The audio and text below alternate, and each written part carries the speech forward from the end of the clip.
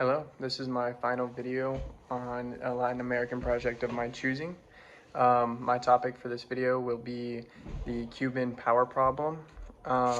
Cuba right now is currently in its worst power crisis in the country's history. Now that's a matter of opinion, but we can go ahead and look at Cuba's electricity issues in the past few years.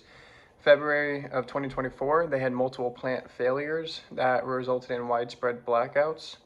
In October of that year, the Guiteras shut down. That's one of their oil-fired that's one of their thermoelectric oil plants powered by oil.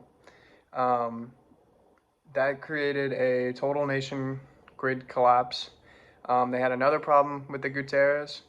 It had an electrical trip that also created another collapse, and that also resulted in school and work being canceled.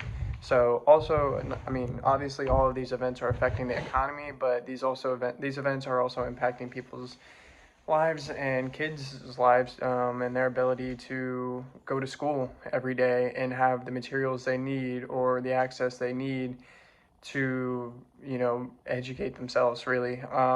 And then so they had more problems in 2025. They had multiple blackouts in 2025. They had a false boiler issue at the Guiteras, so another issue with the Guiteras. By the way, the Guiteras is located in Matanzas, and it was built in 1988.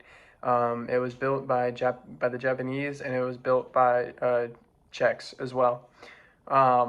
A lot of the issues Cuba has is a lot of these factories are 40 years old.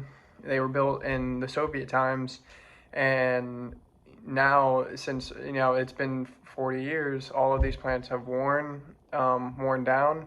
They were first able to put out around 3,000 to 3,500 megawatts of electricity, and that was what they were that's what Cuba demanded, and that's what they set out to put out. At the time, that's how much they could put out. Now, since this wear has happened, these factories can only put out roughly 2,000 megawatts, and all of this information I gained off of the Electric Choice website. They're a website that kind of dives into any electrical issue, any global crisis, anything you can think of that has to do with oil, energy, something like the economics of it within a certain country. They do a really good job of providing reliable information for that, and documenting all of the breakdowns with the Guiteras plant specifically. That has been Cuba's biggest problem, is that plant. That's where they've had the most issues. But recently, they also only produce